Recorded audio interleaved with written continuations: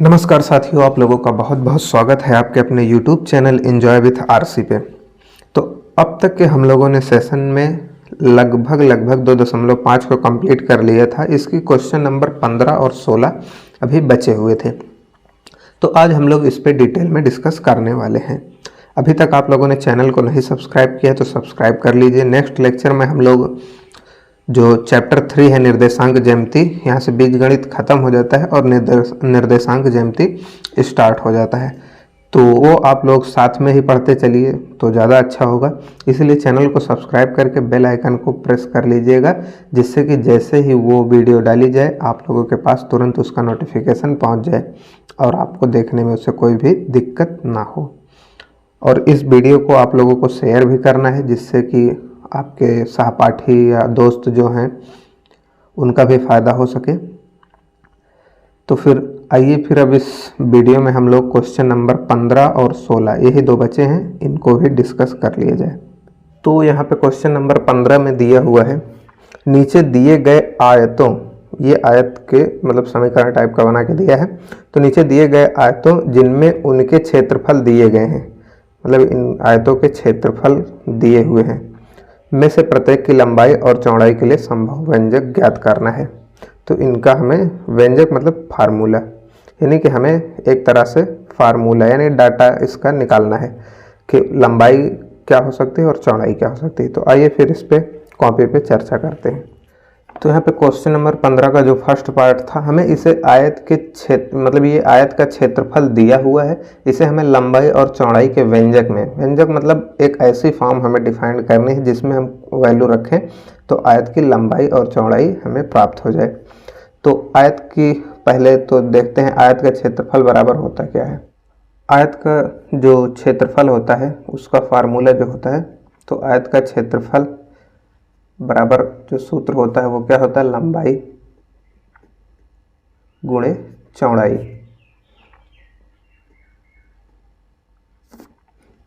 तो ये आयत का जो सूत्र होता है लंबाई गुणे चौड़ाई, कुछ इस प्रकार की इसकी तस्वीर होती है। थोड़ा इसकी लंबाई ज़्यादा या चौड़ाई कम कर दी जाती है।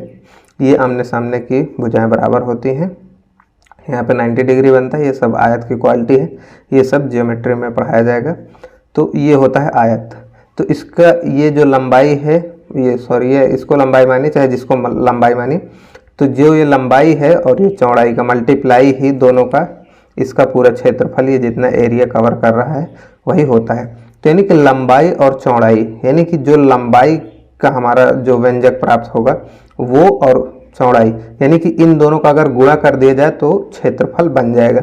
और यहाँ पे क्षेत्रफल दिया है, अगर हम इसको किसी प्रकार से दो भागों में ऐसा बांट दें कि बीच में गुणे का चिन्ह आ जाए, तो पहला एक लंबाई होगा और एक चौड़ाई, तो वही काम करना है। और इस काम को करने के लिए क्या करना होता है, गुणनखंड। गुणनखंड से हमें ब्रैकेट में यानी कि दो अलग अलग ब्रैकेट में दो व्यंजक प्राप्त होते हैं, तो एक लंबाई का हो जाएगा एक चौड़ाई का। तो सिंपली बात सीधे वो ये भी कह सकता था कि हमें इसका गुणनखंड निकालना है। तो इसी बात को वो थोड़ा सा घुमा फिरा के कह रहा है कि हमें आयत के ये क्षेत्रफल दिया हुआ है और इसकी लंबाई और चौड़ाई का व्यंजक हमें ज्ञात करना है।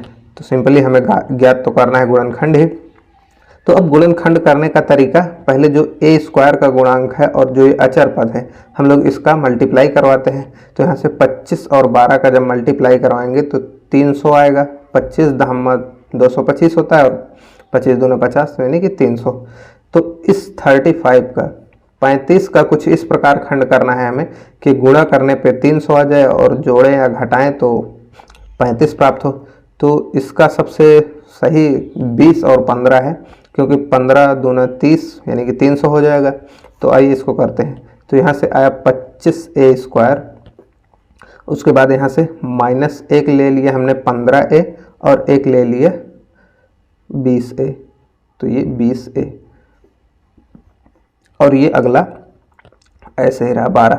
अब यहाँ पे देखिए क्या कॉमन है, तो 5 इसमें भी है क्योंकि 25 है, 5 से डिवाइड होगा, 15 भी 5 से डिवाइड हो जाएगा, तो 5 तो कॉमन है ही, उसके साथ a भी कॉमन है, तो 5a हमने कॉमन ले लिया। अब यहाँ पे क्या बचा, 5a और यहाँ से आगे -3 बचा। और यहाँ पे देखिए तो यहाँ पे 4 कॉमन है, तो अगर हम यहाँ से -4 कॉमन लेते हैं तो यहाँ से 5a ये बचा और इस माइनस की वजह से ये जो प्लस है वो माइनस हो गया।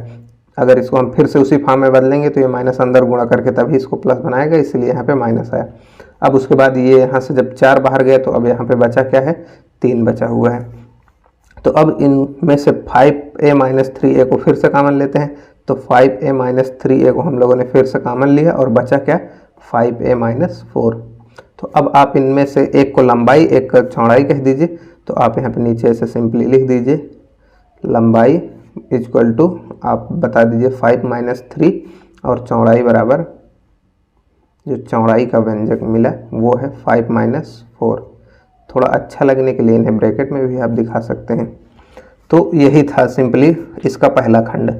तो यहाँ पे लंबाई और चौड़ाई का हमें व्यंजक प्राप्त हो चुका है।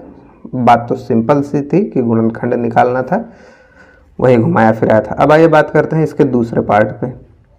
तो अब यहाँ हमें सेकंड पार्ट में भी वही काम करना है, गुणनखंड ही निकालना होगा लंबाई और चौड़ाई के व्यंजक के लिए। तो सिंपली क्या करते हैं, ये जो वाई स्क्वायर का पद है और ये जो हमारा 12 है, इन दोनों का हम लोग गुणा करवाते हैं। तो ऐसे देखिए सिंपली देखते हैं, अगर तो 350 तो ये हो गया और 70 तो लगभग 420 आया। तो यहाँ से ये हमारा जो है इसका मल्टीप्लाई हुआ 420। तो यहाँ पे अगर हम लेते हैं 25 तो 25 में से 12 जाएगा तब 13 आएगा और 25 12 250, थोड़ा और बढ़ाना पड़ेगा तो 28 के करीब। तो 28 में से कितना घटाना होगा, 28 में से 15 घटाने पे 13 आएगा। और क्या 28 और 15 का मल्टीप्लाई 420 आता है, 28 और 15 तो 15 20 में करेंगे 300 हो जाएगा और 8 में करेंगे तो 120, हाँ 420 ये बन रहा है। तो क्या करते हैं हम इसको, यहाँ से 35y स्क्वायर और यहाँ से अब देखिए प्लस आ रहा है, इसीलिए जो हमारा बड़ा वाला साइन है वो प्लस लेना होगा। तो अपना ये 35 वाला पार्ट बड़ा है तो इसको हम यहाँ से 28 वाला, तो प्लस 28y लिखते हैं और माइनस 15y और ये माइनस का 12। अब यहाँ से देखिए क्या कॉमन हो रहा है, 5 कॉमन हो नहीं सकता, 7 होगा, 7 5 35 7 चौक 28। तो यहाँ से 7y कॉमन हुआ और यहाँ से 7 5 35 5y भी यहाँ से बचा और प्लस का 4 यहाँ से बचा। अब यहाँ से भी हम लोग कॉमन लेते हैं तो क्या होगा, 3 कॉमन हो सकता है, तो 3 कॉमन लिया यहाँ से माइनस का। तो यहाँ पे बचा कितना, 5y प्लस का 4 क्योंकि माइनस बाहर जा चुका है। अब इसमें 5y प्लस 4 फिर से कॉमन लेते हैं हम लोग, तो 5y प्लस 4 कॉमन लिया, बचा क्या, तो बचा 7y माइनस 3।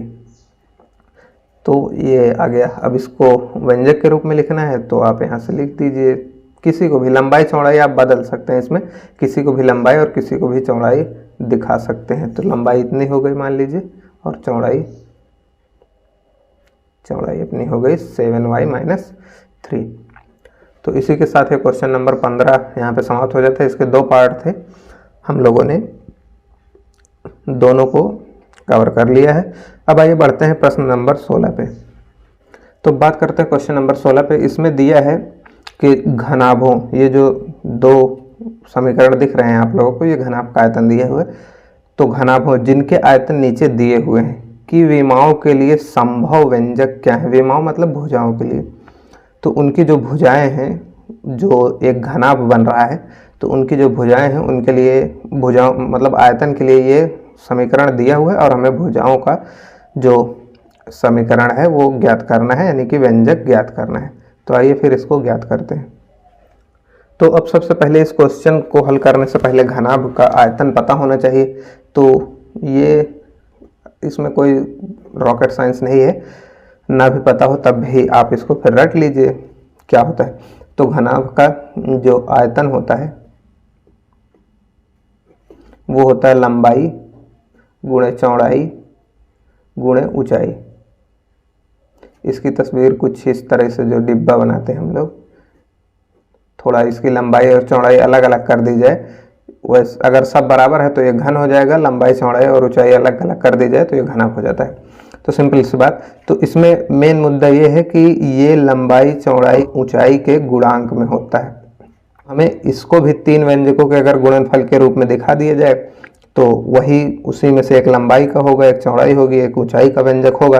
तो अगर इसको हमें 3 व्यंजकों के रूप में दिखाना है तो सबसे पहले इसमें देखिए ये 2 ही पद हैं, तो इसमें ये गुणनखंड जो इसके पहले लगाया हम लोगों ने वो तो टेक्निक लगने वाली नहीं है, इसमें से डायरेक्ट ही कुछ कॉमन हो जाएगा। तो देखिए डायरेक्ट क्या कॉमन हो रहा है, तो डायरेक्ट कॉमन हो रहा है 3 कॉमन हो रहा है और x कॉमन हो रहा है। तो यहाँ से 3x कॉमन लेते हैं तो यहाँ पे बचा 1, सॉरी x बचा, क्योंकि x स्क्वायर था तो x बचा, और यहाँ से -3 बाहर जा चुका है, यहाँ पे 4 बचा हुआ है। तो अब इसकी देखिए इससे क्या लिख सकते हैं 3 into x into x minus 4। तो अब ये हो गया, यही एक लंबाई, एक चौड़ाई और एक ऊंचाई। तो आप इसी में से चाहे जिसको जो कह दीजिए। तो ये लंबाई हम दे देते हैं 3, चौड़ाई दे देते हैं x और ऊंचाई दे देते हैं x माइनस 4। आप लोग मिला लीजिएगा उत्तर, ये इधर उधर हो सकते हैं लेकिन उत्तर तीनों यही आने वाले हैं, क्योंकि मल्टीप्लाई अगर इसको लंबाई मानेंगे तब भी मल्टीप्लाई करेंगे आयतन इतना ही आने वाला है, और चौड़ाई अगर इधर उधर करते हैं मतलब इनको इधर उधर करेंगे फिर भी हमें करना तो मल्टीप्लाई ही है। तो मल्टीप्लाई करने पे उत्तर आयतन का जो उत्तर आता है वो सेम आता है। तो ये इधर उधर डिफरेंट हो सकता है, बाकी आयतन यही आने वाला है। तो इसमें लंबाई गुणे चौड़ाई गुणे ऊंचाई मिल चुकी है, मतलब लंबाई चौड़ाई ऊंचाई तीनों मिल चुकी हैं। अब आइए इसके दूसरे क्वेश्चन पे बात करते हैं। तो यहाँ पे सेकंड क्वेश्चन में दिख रहा है, तो अब देखिए यहाँ पे वाई स्क्वायर का टर्म है, वाई है और एक अचर पद, अगर के को हम एक कांस्टेंट वैल्यू मान ले तो ये एक अचर पद दिख रहा है तीसरा वाला। तो ये इसमें द्विघात समीकरण वाली टेक्निक लग जाएगी। तो द्विघात समीकरण की टेक्निक लगाने के लिए हमें बनाना तो है 3 चीज़ों के गुणांक में इसे कि 3 चीज़ों का गुणनफल हो। तो इसमें से हम एक को लंबाई कह देंगे, एक को चौड़ाई कह देंगे और तीसरे को ऊंचाई कह देंगे। तो अब उसके लिए पहले तो इसको सॉल्व करना पड़ेगा। तो यहाँ पे स्क्वायर वाली टेक्निक लगाने के लिए पहले क्या करते हैं, इन दोनों का गुणा कराते हैं। तो 12 और 20 का जब गुणा कराएंगे तो 12 दूने 24, यानी कि 240 के का गुणा होकर के स्क्वायर हो गया, यानी कि 240 के स्क्वायर। किताब में यहाँ पे थोड़ा मिसप्रिंट लिखा हुआ है, वहाँ पे 6 लिखा हुआ है जबकि होगा 8, जिस हिसाब से उत्तर आ रहा है तो वहाँ पे 8 होना चाहिए। तो आप लोग उसको ठीक कर लीजिएगा। तो अब इसके बाद यहाँ से अब इस 8 का ऐसा हमें गुणनखंड करना है कि जोड़ने या घटाने पे 8 आए और गुणा करने पे 240 आए। तो देखिए 20 और 12 यही इसके 2 खंड हो सकते हैं, क्योंकि 20 में से 12 घटाएंगे तो 8 आ जाएगा और गुणा करके तो हमने देखा ही है। तो इसी पे हम लोग इसको करते हैं। तो यहाँ से 12 के वाई स्क्वायर ये तो रहा है, और यहाँ से करते हैं हम लोग, पहले हमें पॉजिटिव लाना है इसलिए बड़ी वैल्यू को पॉजिटिव रखना होगा। तो यहाँ से +20 के वाई, इसको हमने पॉजिटिव रखा और अगले वाले को घटा कर निगेटिव कर दिए यहाँ से। तो बचा कितना, सॉरी 12 के वाई ये हुआ, और ये पीछे वाला 20 के ऐसे ही बचा रहा। अब उसके बाद यहाँ से देखिए क्या कॉमन हो सकता है। तो यहाँ से 4 कॉमन हो सकता है, 4 कॉमन हो सकता है, के कॉमन हो सकता है, के भी कॉमन हो सकता है और वाई कॉमन हो सकता है।